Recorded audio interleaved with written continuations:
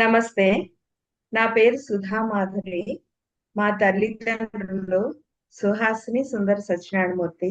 మా భర్త గారు శివస్వరూపులు. నేను భగవద్గీతని సుధావాణి గారి దగ్గర నేర్చుకున్నాను. ఫస్ట్ చాప్టర్ లో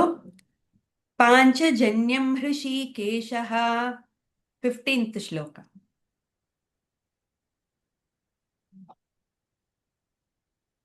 పాంచజన్యం హృషీకేశః దేవదత్తం ధనంజయః పౌండ్రౌ దద్మౌ మహాశంఖం భీమకర్మ వృకోదరః అనంత విజయం రాజా కుంతీపుత్రో యుధిష్ఠిరః నకులः సహ దేవశ్చ సుఘోషమణిపుష్పకౌ काश्यश्च परमेश्वासः शिखण्डी च महारथः दृष्टद्रुम्यो विराटश्च सात्यकिश्चापराजितः द्रुपदो द्रौपदेयाश्च सर्वशः पृथिवीपते सौभद्रश्च महाबाहुः शङ्खान् दद्मुः पृथक् पृथक् सघोषोधार्तराष्ट्राणां हृदयानि व्यदारयत् नभश्च पृथिवीं चैव तुमुलो व्यनुनादयन् अथ व्यवस्थितान् दृष्ट्वा धार्तराष्ट्रान् कपिध्वजः प्रवृत्ते शस्त्रसम्पाते धनुरुद्यम्य पाण्डवः हृषीकेशं तदा वाक्यम् इदमाह महीपते अर्जुन उवाच सेनयोरुभयोर्मध्ये रथं स्थापयमेच्युतम् చాలు 30 यावदेता సెకండ్ చాప్టర్ లో 39 ఏషా తే విహితా సాంఖ్యే.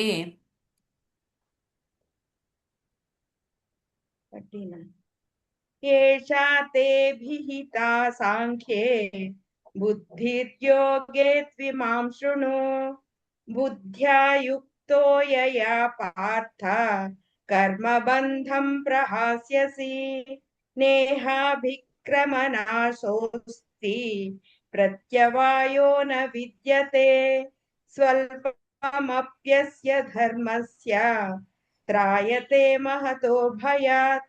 व्यवसायात्मिका बुद्धिः एकेह कुरु नन्दन बहुशाखा ह्यनन्ताश्च बुद्धयो व्यवसायिनां यमिमां पुष्पितां वाचं प्रवदन्त्यविपश्चितः वेदवादरताः पार्थ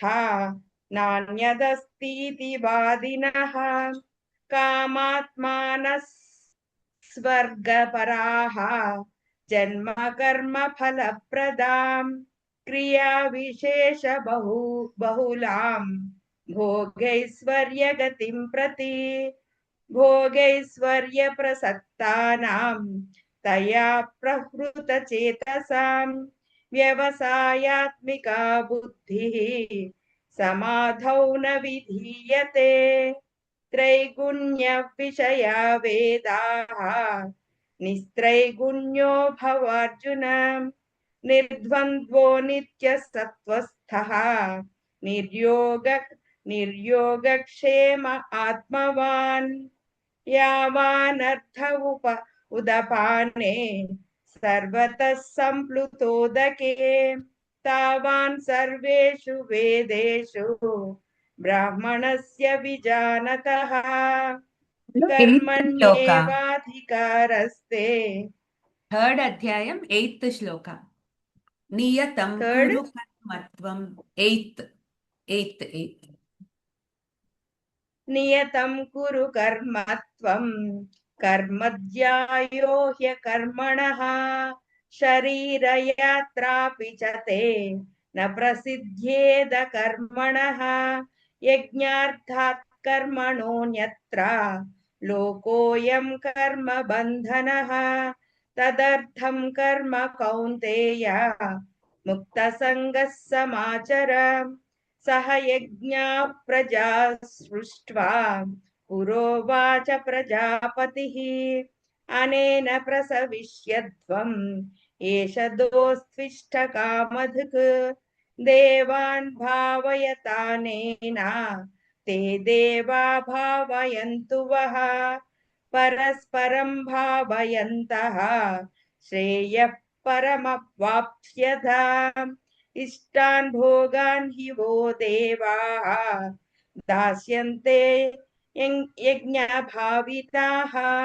तैर्दत्तानप्रदायैभ्यः यो भुङ्क्ते तैन एव सः यज्ञशिष्टाशिनः सन्तः मुच्यन्ते सर्वकिल्बिषैः भुञ्जते ते त्वघं पापाः ये पञ्चत्यात्मककारणात् अन्नात् भवन्ति भूतानि पर्जन्यादन्न सम्भवः यज्ञात् भवति पर्जन्यः यज्ञः कर्म समुद्भवः कर्म ब्रह्मोद्भवं विद्धि ब्रह्माक्षरसमुद्भवम् तस्मात् सर्वगतं ब्रह्म नित्यं यज्ञे प्रतिष्ठितम् एवं प्रवर्तितं चक्रं नानुवर्तयति ह्ययः अघायुरिन्द्रिया रामः मोघं पार्थ न जीवति यस्त्वात्मरतिरेव Fourth chapter, 10th shloka. वीतरागभयक्रोधाः वीतरागभयक्रोधाः मन्मया मामुपाश्रिताः बहवो ज्ञानतपसा पूता मद्भावमागताः ये यथा मां प्रपद्यन्ते तांस्तथैव भजाम्यहम् मम वर्त्मानुवर्तन्ते मनुष्याः पार्थ सर्वशः काङ्क्षन्तः कर्मणां सिद्धिं यजन्त इह देवताः क्षिप्र हि मानुषे लोके सिद्धिर्भवति कर्मजा चातुर्वर्ण्यं मया सृष्टं गुणकर्म विभागशः तस्य कर्तारमपि मां विद्यकर्तारमव्ययम् न मां कर्माणि लिम्पन्ति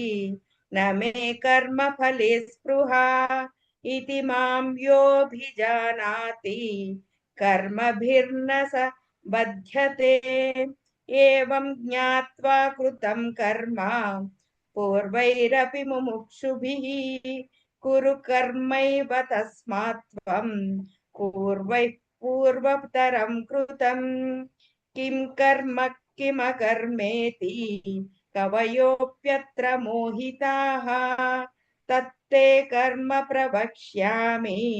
यज्ञात्वा मोक्षसे शुभात् कर्मणो ह्यपि बोद्धव्यम् 5th chapter, 8th shloka. नैव किञ्चित् करोमीति नैव किञ्चित् करोमीति युक्तो मन्येत तत्त्ववित् पश्यन् शृण्वन् स्पृशन् जिघ्रन् अश्नन् गच्छन् स्वपन् श्वसन् प्रलपन् विसृजन् गृह्णन् उन्मिषन् निमिषन्नपि इन्द्रियाणीन्द्रियार्थेषु वर्तन्त इति धारयन् ब्रह्मण्याधाय कर्माणि सङ्गं त्यक्त्वा करोति यः लिप्यते न स पापेन पद्मपत्रमिवाम्भसा कायेन मनसा बुद्ध्या केवलैरिन्द्रियैरपि योगिनः कर्म कुर्वन्ति सङ्गं त्यक्त्वात्मशुद्धये यक्तः कर्मफलं त्यक्त्वा शान्तिमाप्नोति नैष्ठिकीम् आयुक्तः कामकारेण फले शक्तो निबध्यते सर्वकर्माणि मनसा सन्न्यस्यास्ते सुखं वसि नवद्वारे पुरे देहि नैव कुर्वन्न कारयन् न कर्तृत्वं न कर्माणि लोकस्य सृजति प्रभुः न कर्मफलसंयोगं स्वभावस्तु प्रवर्तते नादत्ते कस्यचित् पापं न चैव सुकृतं विभुः अज्ञानेनावृतं ज्ञानं तेन मुह्यन्ति जन्तवः ज्ञानेन तु तदज्ञानं येषां नाशितमात्मनः तेषामादित्यवज्ञानं ప్రకాశయతి తత్పరం సిక్స్త్ అధ్యాయంలో 23rd శ్లోక తం విద్యా దుఃఖ సంయోగం తం విద్యా దుఃఖ సంయోగ వియోగం యోగ సంగీతం స నిశ్చయేన యోక్తవ్యః యోగో నిర్విణ్ణ చేతసా సంకల్ప ప్రభవాన్ కామాన్ త్యక్త్వా సర్వాన్ అశేషతః మనసైవేంద్రియగ్రామం వినియమ్య సమంతతః శనైః बुद्ध्या धृतिगृहीतया आत्मसंस्थं मनः कृत्वा न किञ्चिदपि चिन्तयेत् यतो यतो निश्चरति मनश्चञ्चलमस्थिरं ततस्ततो नियम्यैतत् आत्मन्यैव वशं नयेत् प्रशान्तमनसं ह्येनं योगिनं सुखमुत्तमम् उपैति शान्तरजसं ब्रह्मभूतमकल्मषम् युञ्जन्नेवं सदात्मानं योगी विगतकल्मषः सुखेन ब्रह्म संस्पर्शम् अत्यन्तं सुखमश्नुते సెవెంత్ అధ్యాయం 10th శ్లోక బీజం మాం సర్వభూతానాం बीजं मां सर्वभूतानां विद्धि पार्थ सनातनं बुद्धिर्बुद्धिमतामस्मि तेजस्तेजस्विनामहं बलं बलवतां चाहं कामरागविवर्जितं धर्माविरुद्धो भूतेषु कामोऽस्मि भरतर्षभ ये चैव सात्विका भावाः राजसास्तामसाश्च ये मत्त एवेति तान् विद्धि न त्वहं तेषु ते मयि त्रिभिर्गुणमयैर्भावैः येभिः सर्वमिदं जगत् मोहितं नाभिजानाति मामेभ्यः परमव्ययम् दैवी ह्येषा गुणमयी मम माया दुरत्यया मामेव ये प्रपद्यन्ते मायामेतां तरन्ति ते न मां दुष्कृतिनो मूढाः प्रपद्यन्ते नराधमाः मायया प्रकृतज्ञानाः आसुरं भावमाश्रिताः 8th అధ్యాయంలో 8th శ్లోక అభ్యాసయోగయుక్తేన अभ्यासयोगयुक्तेन चेतसा नान्यगामिना परमं पुरुषं दिव्यं याति पार्थानुचिन्तयन् कविं पुराणमनुशासितारम् अणोरणीयां स मनुस्मरेद्यः सर्वस्य धातारमचिन्त्यरूपम् आदित्यवर्णं तमसः परस्तात् प्रयाणकाले मनसाचलेन भक्त्या युक्तो योगबलेन चैव भ्रुवोर्मध्ये प्राणमावेश्य सम्यक् सतं परं पुरुषमुपैति दिव्यं यदक्षरं वेदविदो वदन्ति विशन्ति यत्यतयो वीतरागाः यदिच्छन्तो ब्रह्मचर्यं चरन्ति तत्ते पदं సంగ్రహేణ ప్రవక్ష్యే చాలు 9th అధ్యాయంలో 22nd శ్లోక अनन्याश्चिन्तयन्तो माम् अनन्याश्चिन्तयन्तो माम् ये जनाः पर्युपासते तेषां नित्याभियुक्तानां योगक्षेमं वहाम्यहम्। येऽप्यस्य देवता भक्ताः यजन्ते श्रद्धयान्विताः तेऽपि मामेव कौन्तेय यजन्त्य विधिपूर्वकम्। अहं हि सर्वयज्ञानां भोक्ता च प्रभुरेव च। न मु मामभिजानन्ति तत्त्वेनाश्च नास्त्यवन्ति ते। यान्ति देवव्रता देवान् पितॄन् यान्ति पितृव्रताः भूतानि यान्ति भूत्येज्याः यान्ति मद्याजिनोऽपि माम्। पत्रं पुष्पं फलं तोयं यो मे भक्त्या प्रयच्छति तदहं भक्त्युपहृतम् अस्नामि प्रयतात्मनः। 10th यः अध्यायम् 18th करोति श्लोक विस्तरेणात्मनो योगम् विस्तरेणात्मनो योगं विभूतिं च जनार्दन भूयः कथय तृप्तिर्हि शृण्वतो नास्ति मे मृतम्। श्रीभगवानुवाच हन्त ते कथयिष्यामि दिव्या ह्यात्मविभूतयः प्राधान्यतः कुरु श्रेष्ठा नास्त्यन्तो विस्तरस्य मे। अहमात्मा गुडाकेश सर्वभूताशयस्थितः अहमादिश्च मध्यं च भूतानामन्त एव च। आदित्यानामहं विष्णुः ज्योतिषां रविरंशुमान् मरीचिर्मरुतामस्मि नक्षत्राणामहं शशि वेदानां सामवेदोऽस्मि देवानामस्मि वासवः इन्द्रियाणां मनश्चास्मि भूतानामस्मि चेतना रुद्राणां शङ्करश्चास्मि वित्तेशो यक्षरक्षसां वसूनां पावकश्चास्मि मेरुः शिखरिणामहम्। 11th अध्यायంలో पुरोदस् 13th శ్లోక तत्रैकस्थं जगत्कृत्स्नं तत्रैकस्थं जगत्कृत्स्नं प्रविभक्तमनेकधा कथा अपश्यद्देन देवस्य शरीरे पाण्डवस्तदा ततः स विस्मयाविष्टः पृष्ठरोमा धनञ्जयः प्रणम्य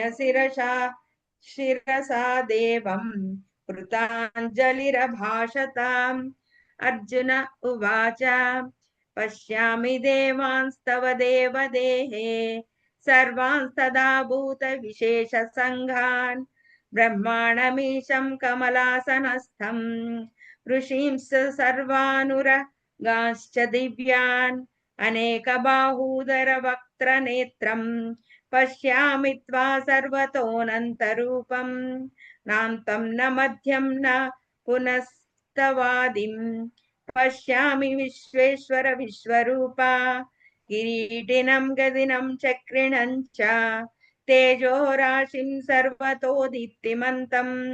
पश्यामि त्वां दुर्निरीक्ष्यं समन्तात् दीप्तानलार्क द्युतिमप्रमेयम् त्वमक्षरं परमं वेदितव्यं त्वमस्य विश्वस्य परं निधानम् 12th అధ్యాయంలో 12th शाश्वत శ్లోక 12th అధ్యాయంలో 12th శ్లోక శ్రేయో హి జ్ఞానమభ్యాసాత్ श्रेयो हि ज्ञानमभ्यासात् ज्ञानाध्यानं विशिष्यते ध्यानात् कर्मफलत्यागः त्यागात् शान्तिरनन्तरम् अद्वेष्टा सर्वभूतानां मैत्रः करुण एव च निर्ममो निरहङ्कारः समदुःखः सुखः क्षमी सन्तुष्टः सततं योगी यतात्मा दृढनिश्चयः मय्यर्पितमनो बुद्धिः यो मद्भक्तः स मे प्रियः यस्मान्नो द्विजते लोकः लोकान्नो द्विजते च यः हर्षामर्षभयोद्वेगैः मुक्तो यः स च मे प्रियः 13th chapter अनभि లో 4th శ్లోక ఋషిభిర్బహుధా గీతం ऋषिभिर्बहुधा गीतम् छन्दोभिर्विविधैः पृथक् ब्रह्मसूत्रपदैश्चैव हेतुमद्भिर्विनिश्चितैः महाभूतान्यहङ्कारः बुद्धिरव्यक्तमेव च इन्द्रियाणि दशैकं च पञ्चचेन्द्रियगोचराः इच्छा द्वेषसुखं दुःखं सङ्घातश्चेतना धृतिः एतत् क्षेत्रं समासेन सविकाराय मुदाहृतम् अमानित्वमदम्भित्वम् अहिंसा क्षान्तिरार्जवम् आचार्योपासनं शौचं स्थैर्यमात्मविनिग्रहः इन्द्रियार्थेषु वैराग्यम् अनहङ्कार एव च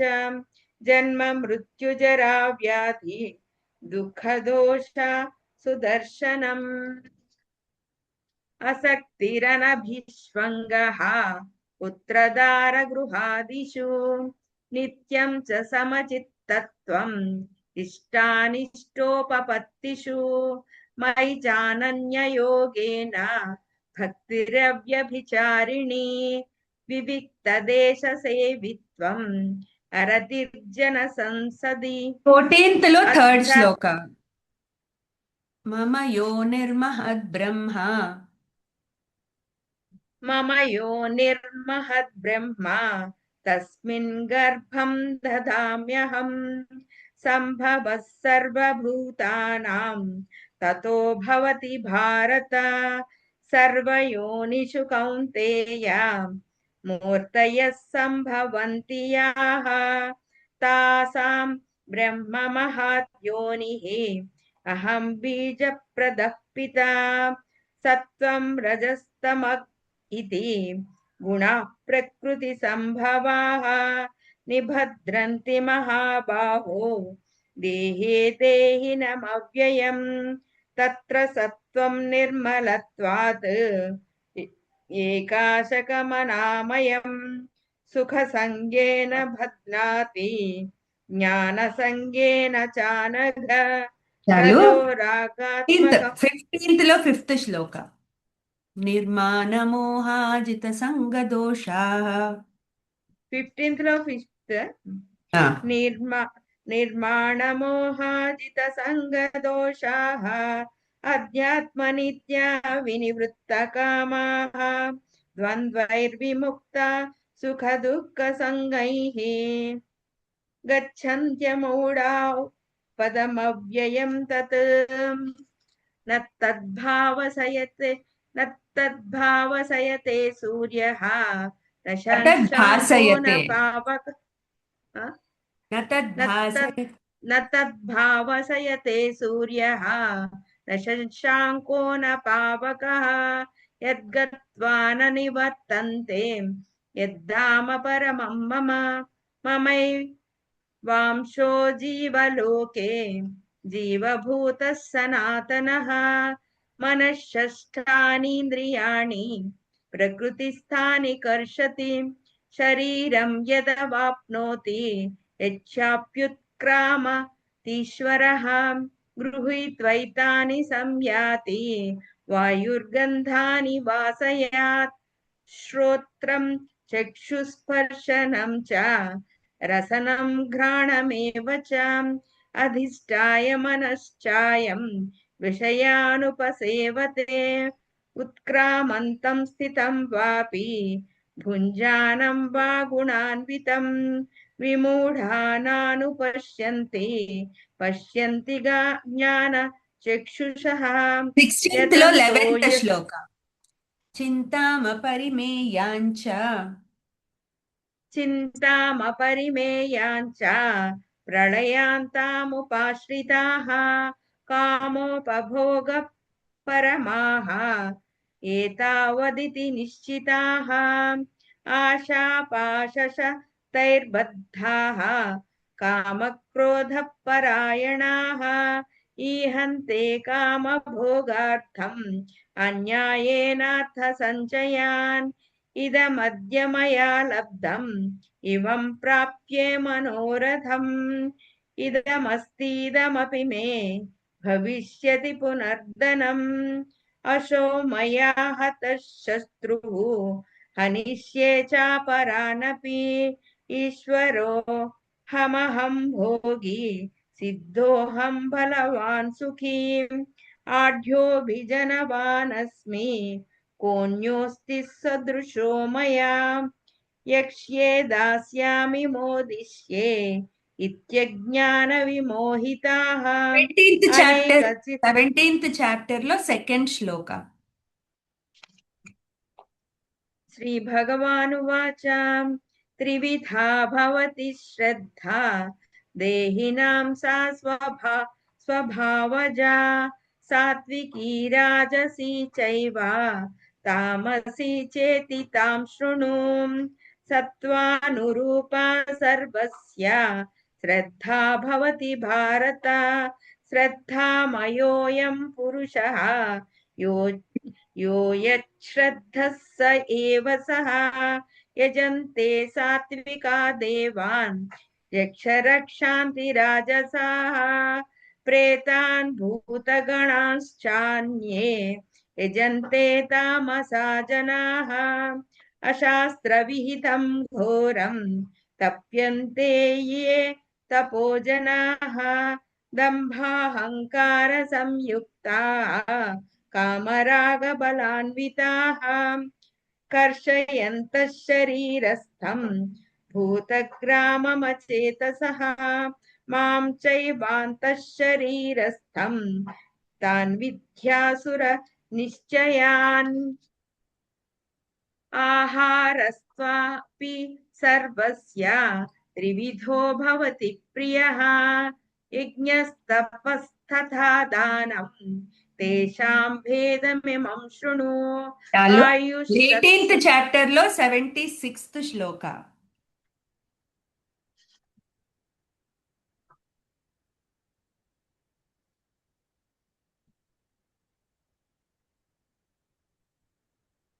రాజన్ సంస్మృత్య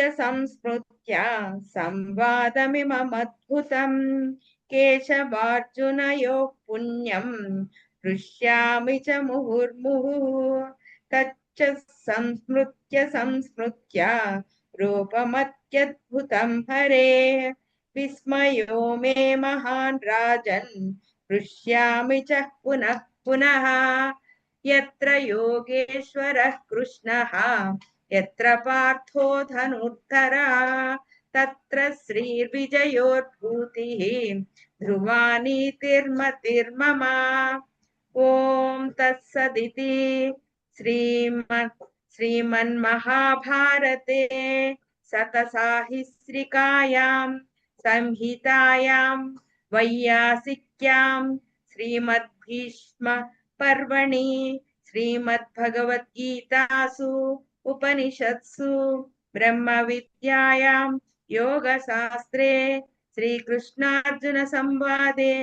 మోక్ష సన్యాస యోగో నామ అష్టాదశోऽధ్యాయః. శ్రీకృష్ణార్పణమస్తు. అవునండి, డిక్షన్ బాగుంది, మహాప్రాణాలు బాగా చెప్తున్నారు. కొన్ని శ్లోకాల్లో కొంచెం వర్డ్స్ ఓవర్లాప్ అయినట్టు ఉన్నాయి. అవి నేను మీకు విడిగా మెసేజ్ పంపిస్తాను, కొంచెం చెక్ చేసుకోండి, సరిపోతుంది. ప్రాక్టీస్ మీద అవి అడ్జస్ట్ అయిపోతుంది. సరేనా? ఆల్ ద బెస్ట్. సరే అయితే రోజు ఒక చాప్టర్ చదువుకుంటూ ఉండండి.